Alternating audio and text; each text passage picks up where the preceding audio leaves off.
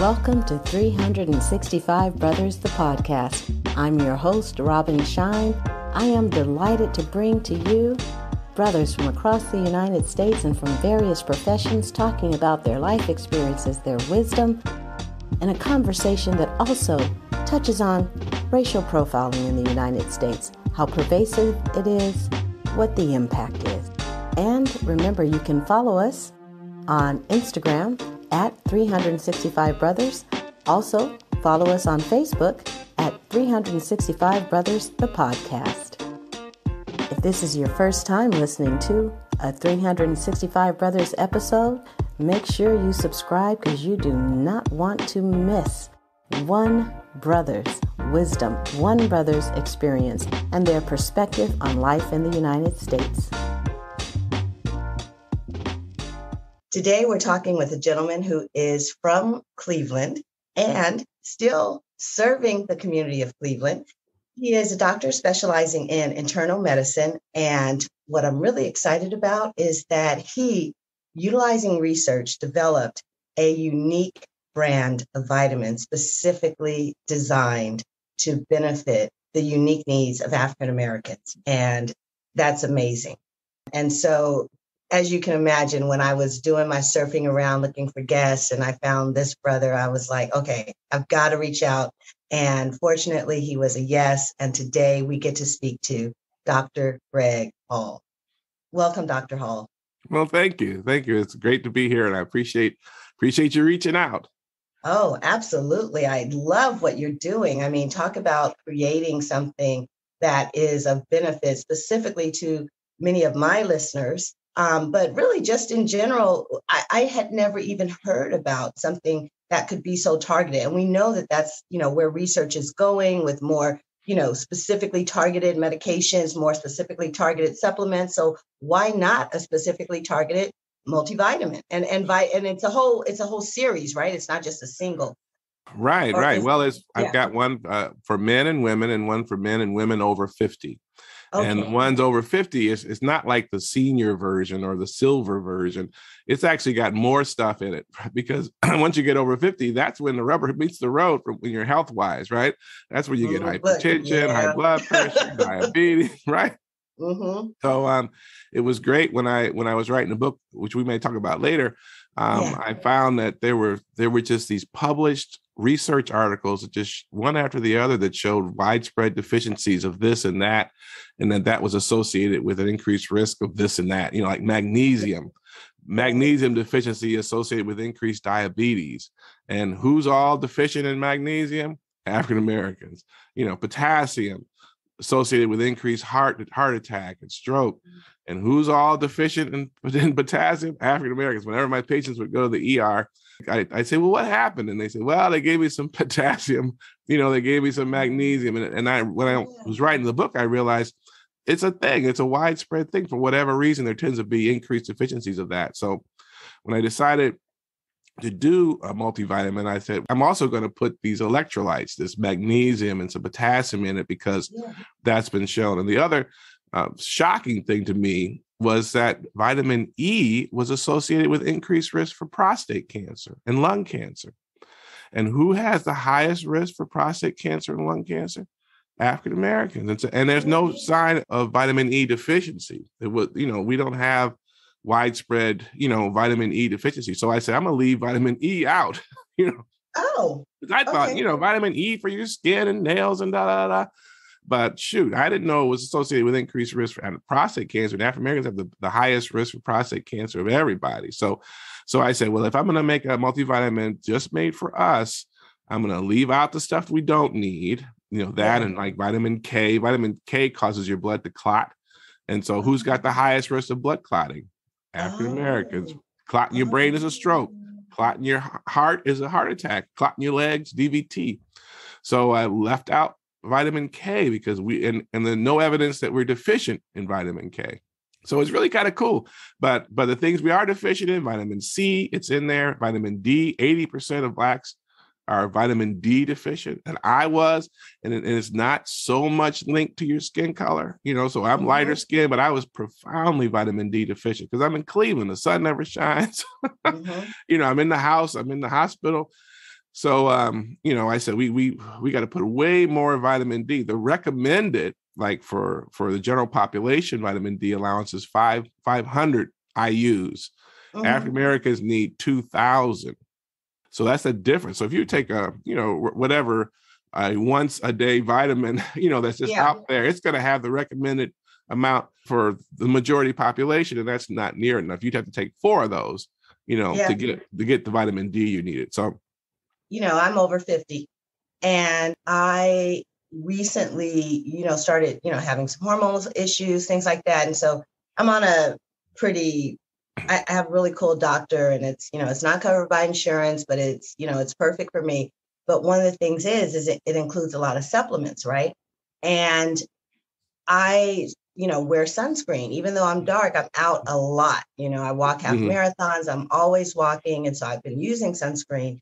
And, I don't know if that affected my, ability to absorb vitamin D or not. But all I know is he has me on it's either 5 or 10,000, vitamin D, because I'm so deficient. And if someone had told me I was deficient in vitamin D, I'd been like, please, I'm outside all the time. Right. Yeah. I get it. No, it's amazing. And that vitamin D deficiency is associated with so many bad things. It's just one thing after the, I can't increase risk for cancers, heart disease, diabetes as well. It's just amazing. Not just the bone stuff, the conventional stuff that we think it's associated with. It's a lot of other stuff. Some people think that that's the secret to a lot of the bad health outcomes that we see in our community. You know what? I love it. I've been a huge fan of supplements and specialized vitamins. I would love to tell you that I am so consistent. And when I find something wonderful, I take it every day. I take it every day for about 40 days. and then suddenly my routines get in the way, and, I'll get it tomorrow. I'll get it tomorrow. Next thing I know, it's been a week. And now I'm like, well, I'm going to restart next month on the 1st. I'm going to get Well, when I started, it's easy for me as a doctor to prescribe something and then walk away. It's much harder to remember to take it. And so when I developed high blood pressure, like everyone else in my family, right? Yeah. And once I got my doctor prescribed medicine, I found like it's not easy to get into a routine to remember to take your medicine. It took me a year before I could really figure out how I was going to take it every day, right? Yep. And really I had to get a pill box, because what happens is I would think I'm going to take my medicine, and then that in my brain that became I just took my medicine. Yes. But at the end of the month, why is there 10 pills left? And I'm like, I'll be daggone if I miss 10 days. How did that happen? Yes, I do. And so I said, I don't have enough sense to grab a bottle, empty out one, and take one once a day. So I got a pill dispenser Monday through Friday. I fill up so I know if Wednesday's still full, I know I didn't take it, right? So it took me a year to really admit to myself that I needed that kind of help in order for me to just be consistent, so I don't have a heart attack or a stroke like my father had at near my age. Yes. Wow. Okay. Well, what I had to do was put it in a place that happens every day. And so it's the last thing I do before I set the alarm to leave. And so they have to sit right there. That was a silver bullet for me. Do it like that. That's good. I used to tell people that when you brush your teeth every day. Yeah. I get it though. That's a good system. Unless you don't leave, right? On a Sunday. Look. During COVID, that was a challenge. Right. Good thing I had to walk the dog. That was, right. So sometime it wasn't early. Right. But you're right. On those weekends where I'm like, I'm just going to stream and chill. That Saturday might not happen. Right. So anyway, well, let's go ahead and dive in. What is a favorite song or movie, either now or all time? My favorite song, I think, is Family Reunion by the OJs. That's one of my favorite songs. We always play it. We have I'm looking forward to the Hall Family Reunion this summer, because we haven't had it in 2 years, so because of the pandemic. Yeah. And I think, it's just like a song. I don't know. It never changed the station if I hear that kind of come on. And it just makes me think about my mother and my grandmother and, and those happy times. Family is so important to everything in my life. I think that sort of captures it. When I've heard brothers talk about their family reunions and things like that, for many of them, it is a trip back down south because there's so many family there. I'm just wondering, is yours a trip out to another state, or is it right there in Cleveland? It is. My parents were from Virginia, so it's not a deep south, but it's south, south of Cleveland for sure. Yes. And so we would go to Middleburg, Virginia, which is where my mother and father were from. And that's where my a lot of aunts and uncles and cousins and all that. And so, yeah, that's where we go. And that's where we're going for this is our 50th. It's not the 50th year. Now it's his 52nd year because it got put on hold because of the pandemic. But this is our 50th Hall family. And I remember the first one. So that's, so it's kind of special. Every year. Every that's year. Awesome. Every year. Okay. Yeah. Well, you've kind of included an answer that could also work for the next question, but I'm still going to ask you, what is a favorite moment from your childhood? The similar moments, I think Christmas, and maybe that's a little family and whatnot, but I reflected on, believing in Santa and the magic of Christmas and the gifts and the happiness and all that, that was an important part. And so my wife and I were deliberate about there was a Santa. I tell my kids now, no one still never told me there's not a Santa Claus. No, I'm just saying, I don't know. Sometimes when stuff appears up under the tree, I don't know where that stuff came from. I say, I can tell you what I bought, but sometimes there's just some stuff. Where did that stuff come from? So, it's just like the magic of it. I mean, a lot of my patients, we'll talk about it, in the Christmas time, and they'll say, my kids, I'm telling you, I bought all this stuff. Ain't no Santa Claus. I did this. It's like, I want full credit, right? They want full support, full credit. Yeah. I was like, there's nothing wrong with not getting full credit for everything. Kind of pass the credit on to some mystery or whatnot. But at least that's how I feel. But yeah, I think just the holidays, Thanksgiving, again, the family coming together, those are all the special times. And then trying to recreate that for your kids. I have 3 sons. And so, trying to make sure that their childhood was kind of as happy as mine, and so those things are kind of important. Is there any one particular Christmas that stands out when you were young? Not really, to be honest with you. No, I think after my mother died, I mean, it was kind of like, how are we going to do Christmas? How are we going to do Thanksgiving? It was like, I was 21, so I was quote unquote grown, but I really wasn't, you know what I mean? And so I was just trying to figure out, like, how does Thanksgiving happen without my mother? How does Christmas happen without, the person who was behind all this stuff? And, but we did it. We pulled it together, kind of as best we could. You're probably thinking about a happy one, but I think that's one. And I don't remember the particulars of it, to be honest with you, but I just remember we got through it. It wasn't particularly happy. The food wasn't particularly good, what I mean? But we, sort of got through it, and then we kind of rebuilt. And now Thanksgivings are the food is good now, right?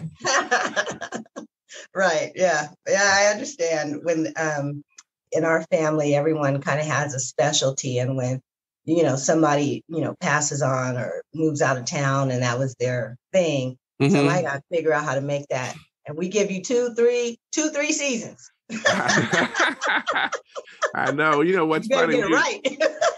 I was telling people that, the way we do it now, we assign it. We don't want somebody, I'm going to bring the stuffing. Oh, no, yeah. We don't want your stuffing. No, you can't bring the stuffing. You go buy a pie or something. So-and-so is going to do the stuffing. You know what I'm saying? So it's like, don't just bring whatever. We know who does the best of everything, like you said, right? Right. And then let them do it. We can't have no two-stepping with the stuffing or the macaroni and cheese. There was always this one aunt who made terrible macaroni and cheese and always volunteering. I want to make the macaroni. It's terrible. There'd be 2 of them, like there'd be like 2 dishes, and the one would be decimated, and then hers would be sitting there all full. Don't go there. You bring it back. You bring it back. Memories, man. Certain here. Let me tell you something. So I am the mac and cheese in our family. Uh-huh. However, something happened with my oven one year. I didn't know that it wasn't heating, like the thermostat was off. I didn't know. I showed up with some mac and cheese. It didn't work. Oh, honey, it took 4 years. It took 4 years. I was on probation. They were threatening to get somebody else to do the mac and cheese. Oh my God, I know. That's what we've done. We like it. This girl brought some baked beans and put nutmeg in them. And she had these nutmeg baked beans, great big platter of them. And this was like at a picnic or something, where people were bringing stuff. It's like, we don't have any baked beans. And her baked beans, does it take the baked? Everybody looking at them like, But she thought everyone loves my baked beans in my family. The Hall family did not like them baked beans. And we still talk about it. Now, make sure she don't bring them nutmeg baked beans.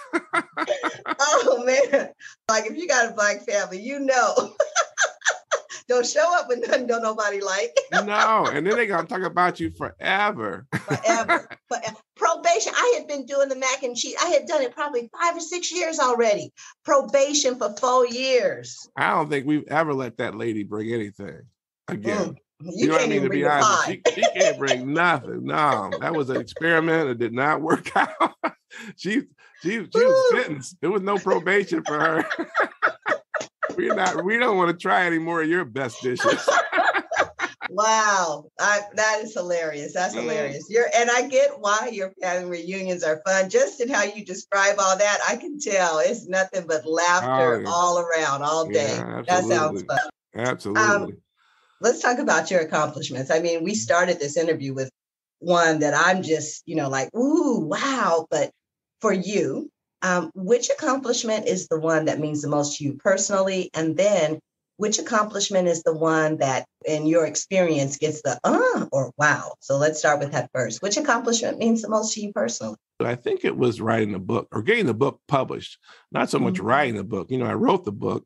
And then I was trying to get it published. And the book was really designed for doctors who take care of African Americans. And so, in health disparities, we always talk about going upstream. I didn't want to write a book for patients so they could try to talk their doctors into taking better care of them, right? I wanted to talk to their doctors so they would take better care of their patients. And so I could have written a book, for Black Americans that would have told them the best practices, what blood pressure medicine they need to be on or whatever. But you're in an awkward position with your doctor telling them what blood pressure medicine you're supposed to be taking. Yeah, that won't go well. So I decided I would write a book for doctors and for medical schools and for residencies, at hospitals, so that they know best practices in treating African Americans. We had such bad outcomes. And so I wrote the book, Patient-Centered Clinical Care for African Americans, on the heart and on cancers and on liver disease and kidney disease, chapter on each of those. I love it. But so I kept getting rejected.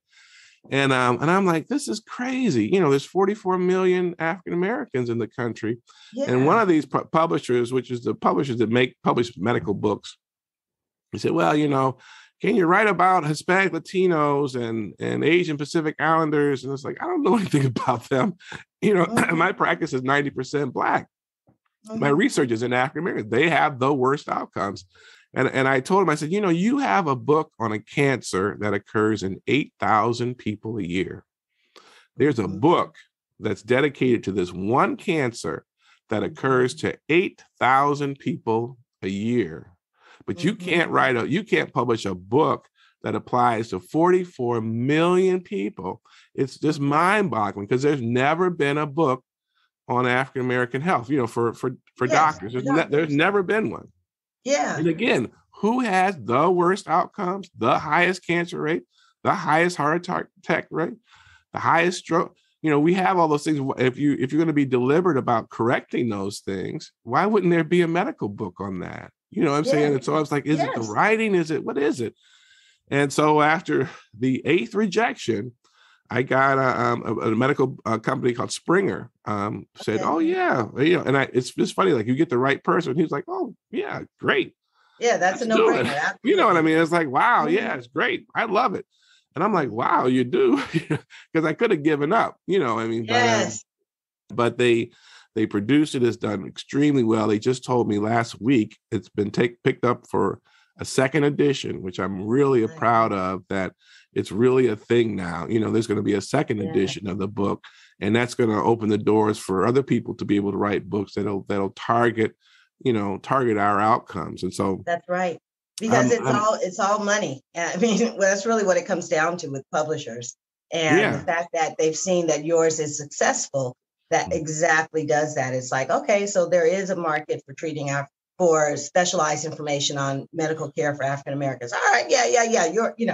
And so you're absolutely right. So thank you for not giving up, because one of my favorite authors is Richard Bach, and he wrote Jonathan Livingston Seagull and Illusions, and it's kind of metaphysical kind of stuff. But I remember reading that his first book was rejected, I want to say 30 times. Wow. And he went on to publish like 8-9 books, and bestsellers. It's so inspiring to hear stories like that. When I I remember thinking, hearing Al Jarreau say, how many people rejected him. You can't sing. Luther Vandross, people reject. There's no Luther Vandross now. He talked about being rejected like 20 times, Al Jarreau 30 times. And I thought about that when I every time I get rejected, I said, that's all right. This is just a stepping stone on the way to acceptance. Some people don't do stuff for fear of being rejected, right? But in reality, that rejection is just a stepping stone toward acceptance. Yeah, that's awesome. Anybody who's working on something, take that to heart. So what about the accomplishment that gets the or wow?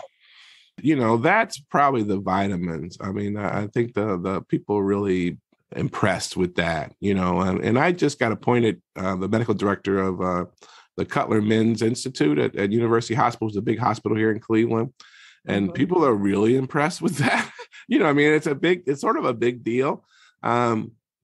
In the sense that it's not an African-American thing. It's not a minority thing. It's not a disparities thing. It's about men, and so, and trying to improve the health of men overall. And I'm basically using the same model that I did for health disparities, that are racial health disparities, but there's this health disparities a lot that men don't do. And so that, people, wow, you're at University Hospital. A lot of people have been reaching out to me, majority population, but it's surprising to me a little bit that people are as impressed with that, like I said. And then the African Americans are just so proud of the vitamins, and I didn't anticipate people would be so proud of it. People just say that it's for us. You made something that's just for us. And, and in reality, down the road, I'm going to have a vitamin for European Americans and Asian Pacific Islanders. I have that, but I said, we're going to start with the one for African Americans, because that's the one where the differences are so stark and the population needs it, and then, we can reinvest the money that we make from that into those other things. Let's talk about words. What is a favorite quote, saying, metaphor, or book, and why? That one's, what are you doing for others? That's Martin Luther King. What are you doing for others? And I tell my kids and anyone who asks that my career really took off when I started volunteering my time. I just volunteer at a local neighborhood development corporation, and I got more patients. I got more referrals. I met up with people at the hospitals. And so my profession, my practice flourished when I started volunteering my time, to the point where it really I became deliberate about volunteering as a practice building measure. You know what I mean? Like when you're a doctor and you open up a practice and you're sitting there, and I sit there and my feet on the desk, nobody knocking down the door, trying to see me, no one waiting in the waiting room. And I started just volunteering in the neighborhood, and so-and-so would see me. Oh, my husband needs a doctor. Oh, my daughter needs a doctor. And then they start sending people, and once you get them, then they send their friends and their friends. So I just really find that when you do for others, just sort of just volunteer, when you give of yourself, you get that back in just so many, many, many ways, because that volunteering led me to be appointed to the Ohio Commission on Minority Health. I mean, I volunteered with the city, and then the governor asked the mayor, who can I have for this? And they appointed me, and I didn't even know about health disparities. Right. So it's just like, and that is what's led to this whole career of, working to try to decrease health disparities, all because I volunteered my time. And so it's like what you're doing, you're volunteering your time to interview people, to put this out there. So maybe somebody will hear something that'll ring true, and change their life, like the interview with Al Jarreau or the interview with Luther Vandross, that was life-changing for me. Right. And so, so I think that this is a type of thing I whenever I can volunteer and connect, I think that's always beneficial. Excellent. You know what I mean? It's just, it's very important. What is a moment, conversation, or event that either changed the trajectory of your life or had a significant impact on it? Yeah, and I think I touched on that earlier a little bit, getting appointed to the Ohio Commission for Minority Health. I was just volunteering with the city, the health department of the city, and they just called me. I think I was at a wedding, and they called. They said, "We need your resume." And I was like, "I don't have a resume. I'm a doctor. I've got a job." He said, "No, we want to send it to Columbus for something." And I said, "Okay." So I got home and wrote and emailed it. Like a month later, like the governor's office called and said, "You've been appointed to the Ohio Commission on Minority Health." And I'm like, "Wow, geez, thank you, right?" And then I went home. I was like, "What is the Ohio Commission on Minority Health? What is that?" I didn't know what it was. And it was a governor, people from across the state, doctors, nurses, and then the heads of each department statewide. So the director of the Department of Health, and the director of education, and director of Medicaid, and the director of drug and alcohol. And those directors all sat on there with doctors and nurses from across the state and attached, health disparities and talked about them. And I didn't know anything about health disparities, nothing about them, nothing. Wow. And then I swear a year later, after that year, because I was deliberate about going to meetings and being there and listening and everything, they elected me the vice chair. And that's my second year. And then I stayed vice chair for 10 years. And then the chairman was term limited. He was a state senator. And then I was a chairman for like 8 years. And I just rotated off on 2018. But that's when I learned about the differences between Blacks and whites and Hispanic Latinos and Asians. I thought that minorities had bad health outcomes and the majority had good health outcomes. But did you know that the average life expectancy for an Asian American, is 88? Did you know that? No. 88. That's a couple of years higher than white, isn't it? Way higher. Average for white is 78. Do you know what it is for Hispanic Latino? Oh, no, I did not know. 10 years what it difference? is? Do you know what it is for Hispanic Latinos? 82. Really? The average life expectancy for Hispanic Latinos is 82. Both Asian Americans and Hispanic Latinos Americans live longer than white people. What is it for us? 74. Okay. 74. And then Native Americans is 75. And so we're at the very bottom. We're at the very bottom. Very bottom. Bottom. Right. And so when I was chairman, I had always go and speak. I said, well, I'd address, health disparities for Blacks and health disparities for Hispanic Latinos and the health disparities for this. But really, we need to spend all our time on African Americans because they have the worst outcomes. Hispanic Latinos and Asian people are doing better than white people, but they don't talk about it. So it's like, minority and their issues, they have health issues that don't make them live till 90, you know what I'm saying? But they're nowhere near the same as they are for African Americans. So we had to be deliberate about, I didn't want to write a minority health book, what I mean, or a health disparities book, because people don't know it's Blacks, then Native Americans, then Hispanic Latinos, then Asians first and whites right in the middle there. You know what I mean? So people don't know that. Well, thank you for sharing it here. And it was your experience on that led to Sequence Vitamins. Absolutely. That Yeah. led me to writing the book. That led to the vitamins. That led to, it's led to everything for me. That's awesome. awesome. All the speaking that I do, everything, my practice, my appointment, even to this men's health appointment, is because of my work in health disparities. And so it started as far as my career, that shifted everything. Nice. Wow. That's amazing. Thank you for being a yes to that committee and a yes to your destiny, Yeah, thank you. What about event or moment that signifies or in some way highlights your experience as a Black man in the United States? I went to testify in front of a House committee in Columbus about an issue that it just had to do with access to providers and whatnot. And it actually had to do with board certification and having the doctors that are board certified. And, that's a way to keep a lot of doctors out, particularly African-American doctors out through these board certification requirements. And they can't get on insurance panels. You can't get on hospital, but you've graduated and you've done everything. But so I drove from Cleveland to Columbus to testify to this committee. And I was probably the 12th person, and but the first Black male, right? And like 8 people before me made the exact same points that I made, right? And I was like, I'm thinking, I don't know why I don't have the time to be driving down to Columbus, and I'm going to say the exact same thing that all these people say. So I'm thinking there, Lord have mercy. I could just go back home because there's no point in me, repeating what's already been repeated 8 times, and I'm the 12th person, right?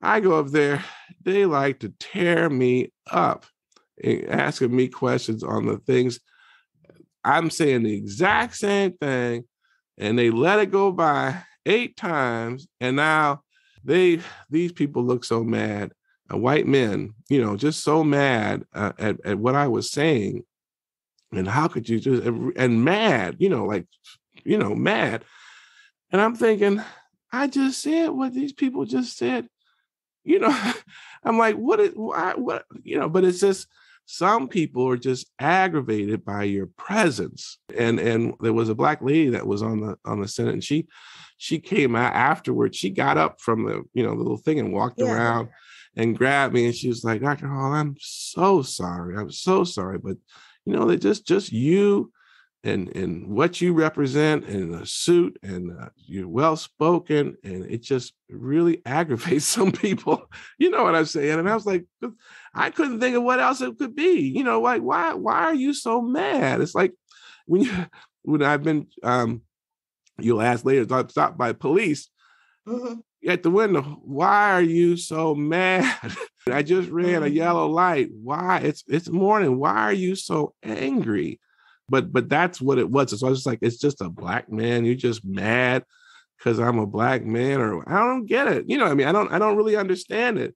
But that really sent home to me. It's like, I just repeated what was just said 8 times. I'm the 9th time you've heard this, but now comes the cross-examination. Now comes, all this fussing and shouting and hitting the hand on the desk. And, I was like, what? And the only variable was I was a Black male, right? That's the only variable. That was the only variable. And other people could say the exact same things. It was fine. They just sat there. Would you say it was a sense of, how dare you suggest?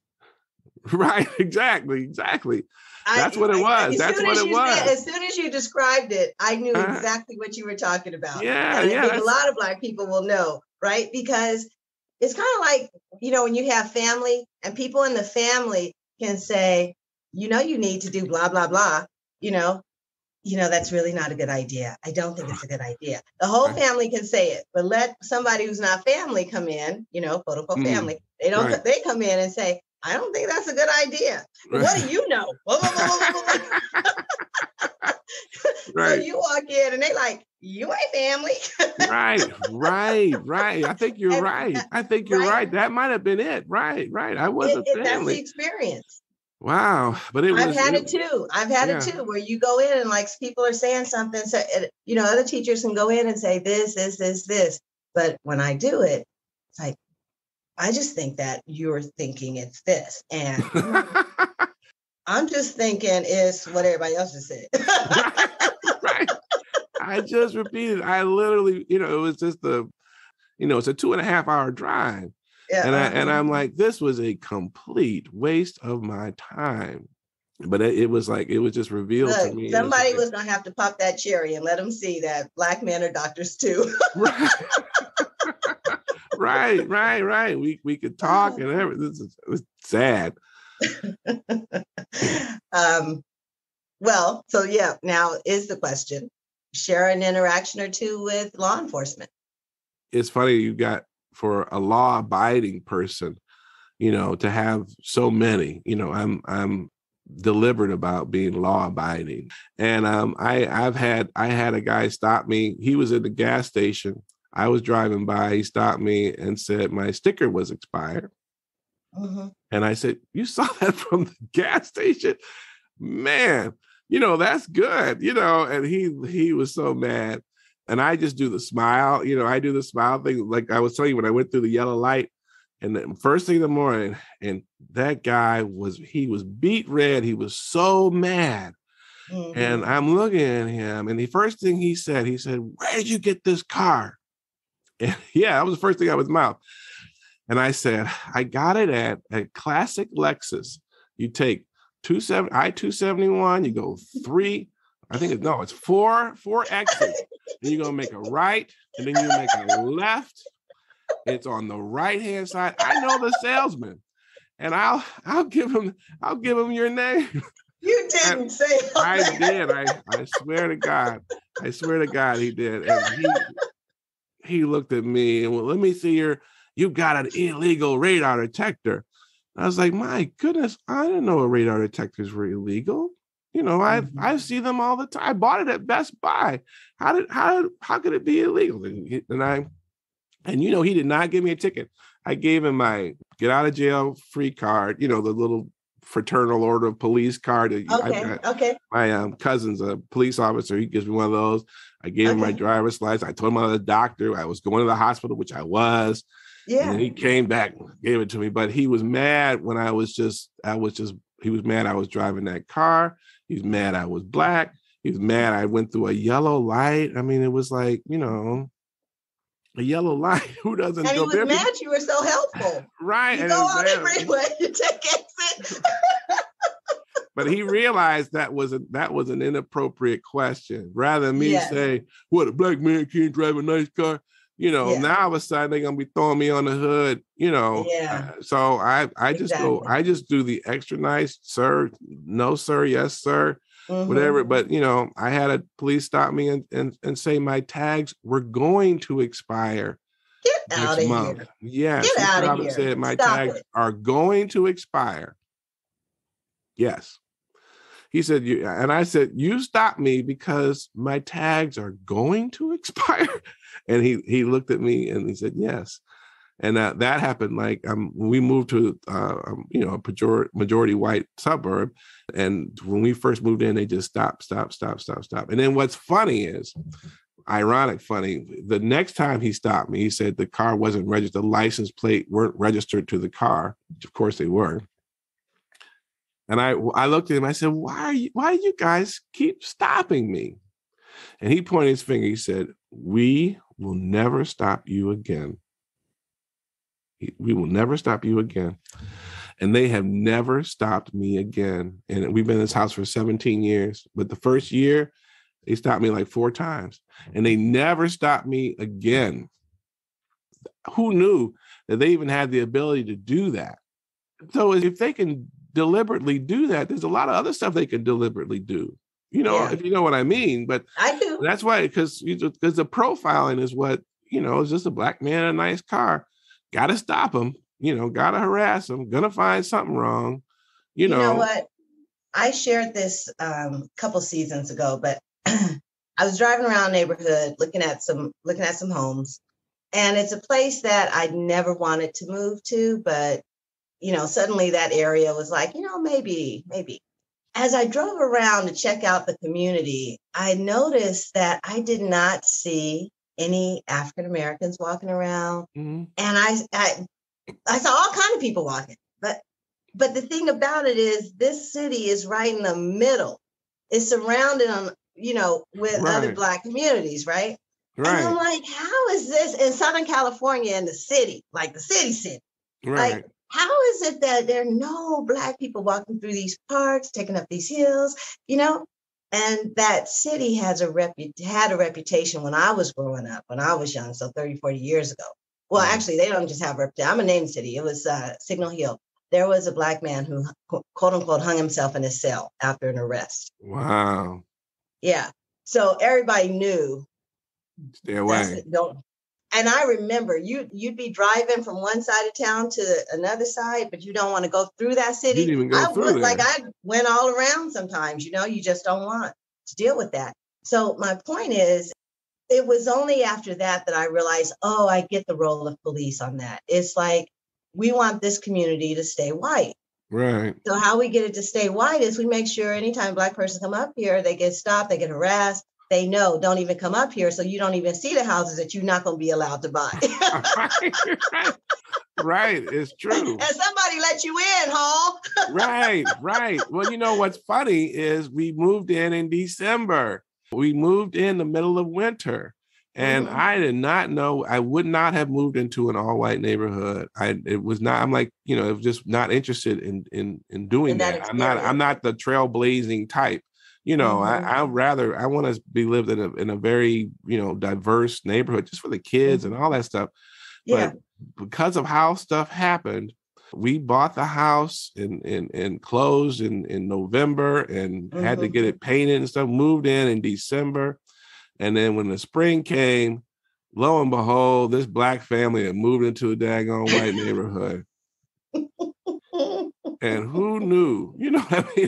I didn't know. And they accept, they're accepting, very nice. You know what I'm saying? Right.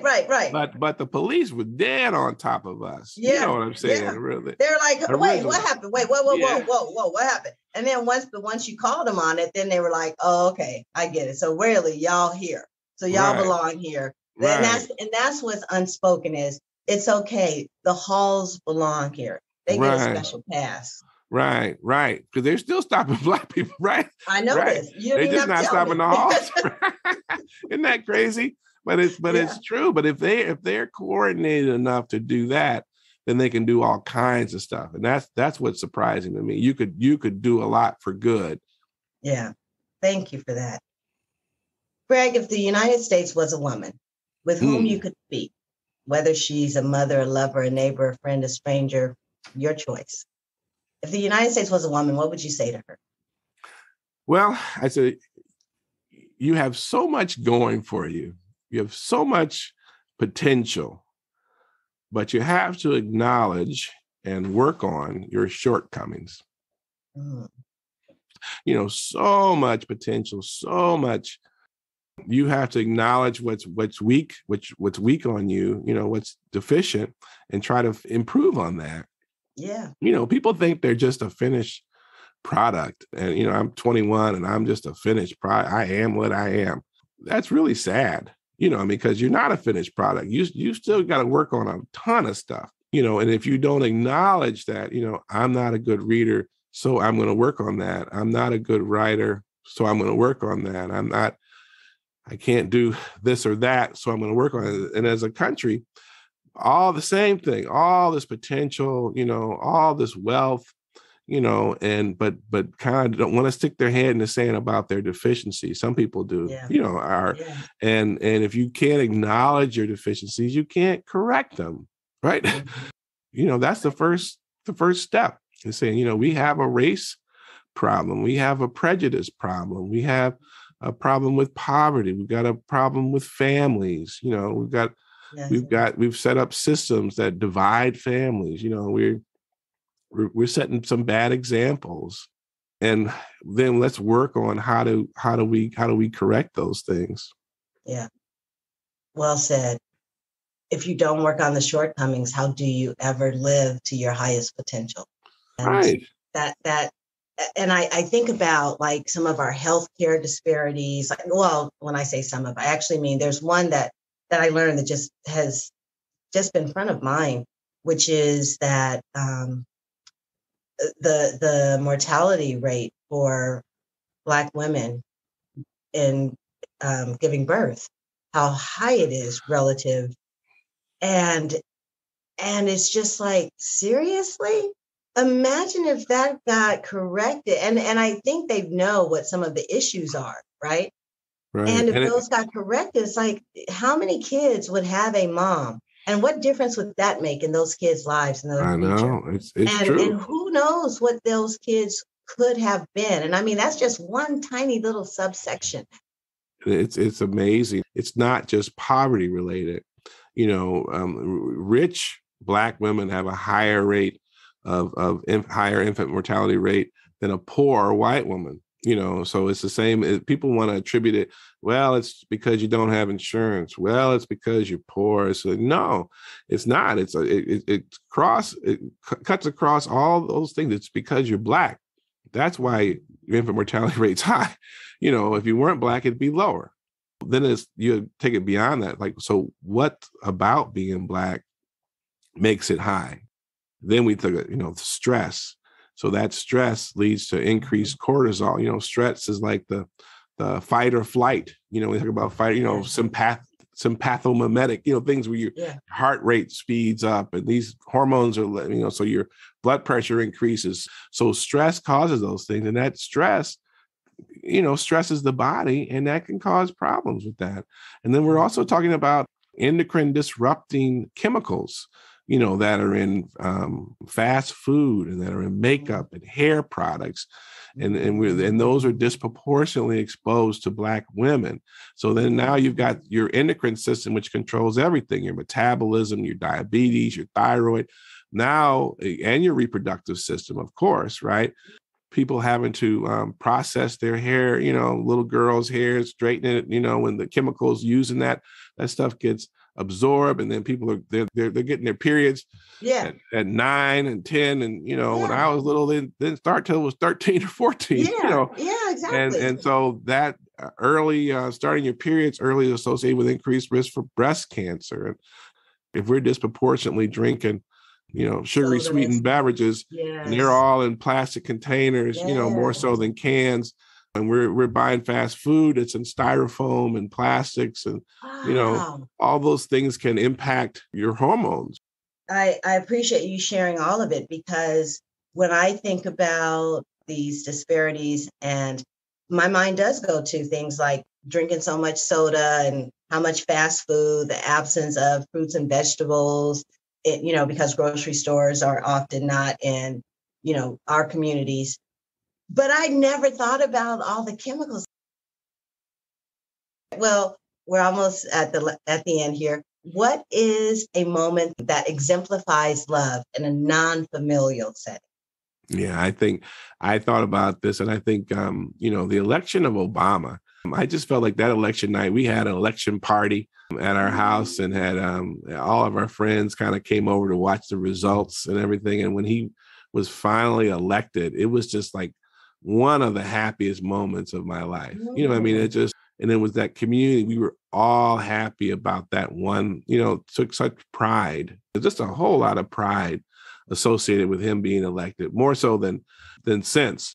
People had Obama hats and Obama, just every T-shirt and shirt, everything had Obama on it, right? Like, wow. I mean, it's just so unifying, and I know there were some Black people that didn't like Obama, but I didn't know any of them. You know what I'm saying?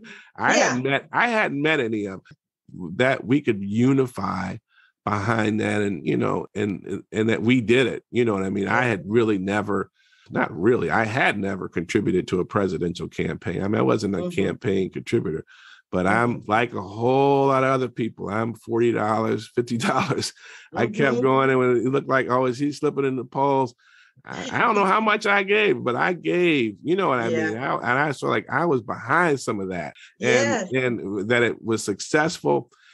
And when it was re-election, it was kind of like, me getting the second edition to my book.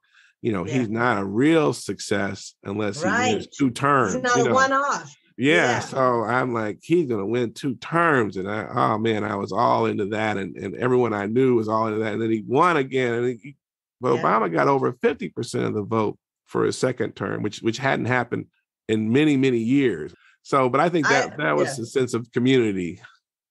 I really appreciate you bringing that up.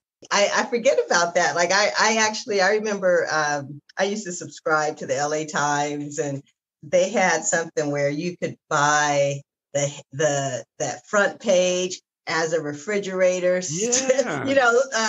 magnet and something else. I don't even know if it's still on the refrigerator now or not, but I was like, yes, I'll take a magnet on the headlines.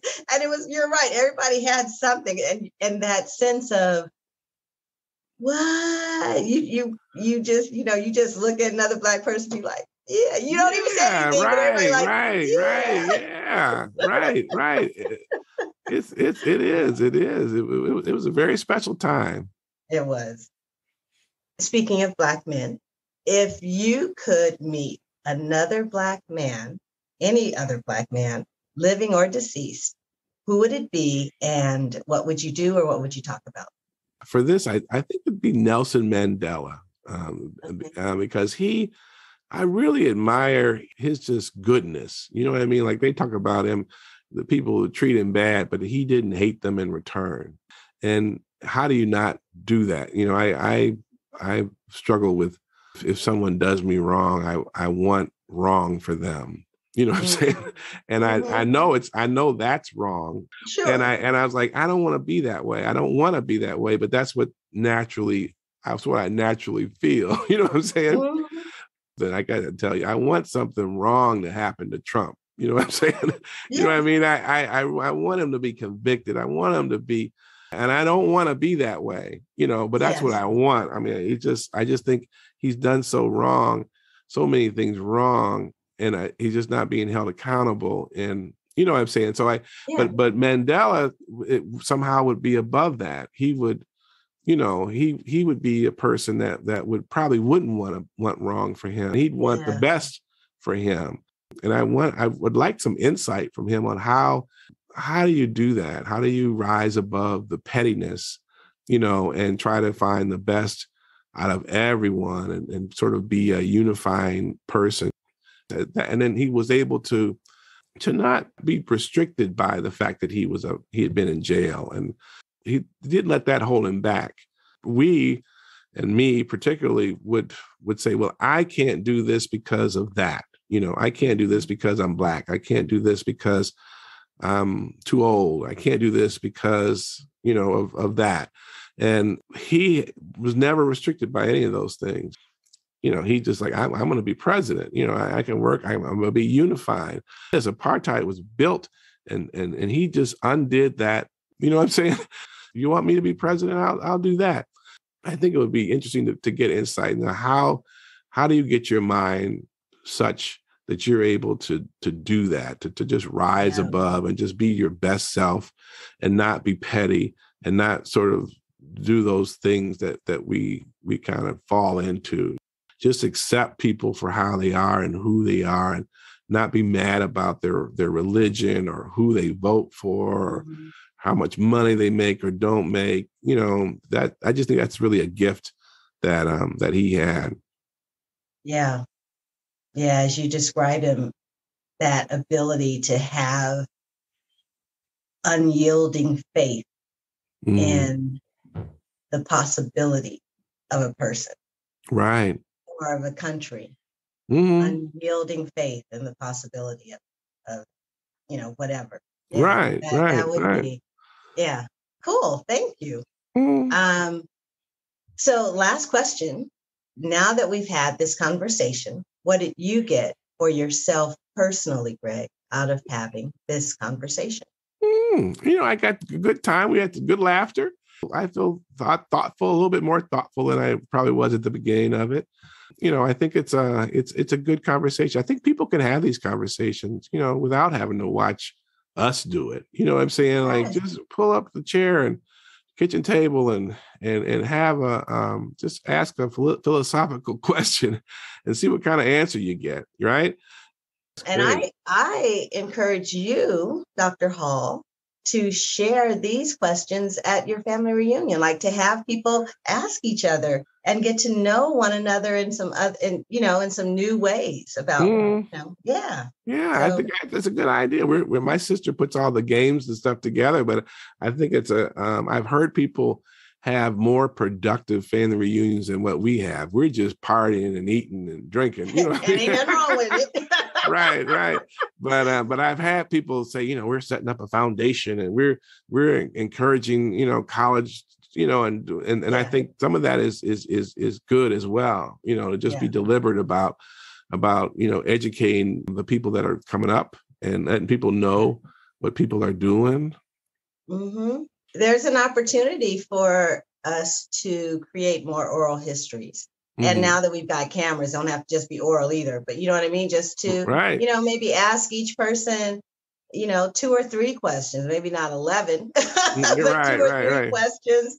And maybe the questions change each reunion, but you end up with this collection that later generations can learn from. And at the end of every conversation, I'm left with a particular view of each brother. And, there are certainly some things that, that repeat. But for me, it's like your commitment to community. That is just who you are, both in that first inclination and action to be of service, to volunteer, and then where that led. And then to take the time to create vitamins. Like, I mean, it's not an easy undertaking. It's not like, what? I think I'd like to see which, I don't know, like a new recipe for mac and cheese. You know what I mean? It's not quite that. It's time intensive, thought intensive, and such a commitment to the betterment of our community. And even the way you talk about your family reunions, it's just everything that comes out of you is the joy of community. I mean, even your favorite childhood moment, which is the Christmases and time with family. I guess what I'm seeing is that joy and love that you have with your family. It feels like you are able to extend that out to your patients and to the Black community. And so thank you for letting us all be part of your family. Oh, absolutely. Absolutely. Yeah. And your commitment. In fact, I'm going to change it. I'm going to say, instead of commitment to community, your commitment to family, because that's what I'm left with, is that you see us all as family. Family. So absolutely. Absolutely. That's it. I appreciate it. I wonder now, how many of these interviews have you done? Over 130 now. Have you ever disliked someone at the end of the interview? No. Never, not once. Thinking, this person is really not a nice person. Did you ever get that sense? Oh, God, no. You do your research, right? There were a couple guests that when it started, I was kind of like, what, are you here because you're doing me a favor? Right. I'm sitting here asking you questions. You act like I'm pulling teeth. Right. But then you listen and you hear something. I listen, I hear something about them that I can tell is something that's unacknowledged. Like there's something in the way they say it that you can tell it's meaningful for them, but they don't like to share it because nobody ever really hears it or gets them. Right. The moment you hear them and you get them and they know that you understood something that they felt has been misunderstood about them or overlooked about them, then it's a whole new interview. They shift. In fact, I can almost say 99% of the time I get to the end of the interview and it's like, okay, all right, okay, well, anyway, because I've had a good time, and I'll finish by saying this, and thank you for asking that question. Here's what I'm committed to in life. I'm committed to having fun. Right. So you're going to show up in my space. We're going to have fun. I like it. I love it. It was a great experience. It's a great experience. I appreciate you having me. It's been a privilege for me. I love it. And like I said, I'm not going to even let myself forget. As soon as we hang up, I'm getting ready to order some vitamins. And I can't wait to tell you how I feel once I start taking them. That will be great. Well, sequencevitamin.com. Thank you for listening to 365 Brothers. Certainly hope you enjoyed the episode. I encourage you to subscribe. Please leave a review. I want to know what you think. Also, if you know someone who would be a fantastic guest for 365 Brothers, please direct them to our website, 365brothers.com. You'll also find all the episodes there, 365brothers.com. And your support is welcome. And remember, to listen is to love.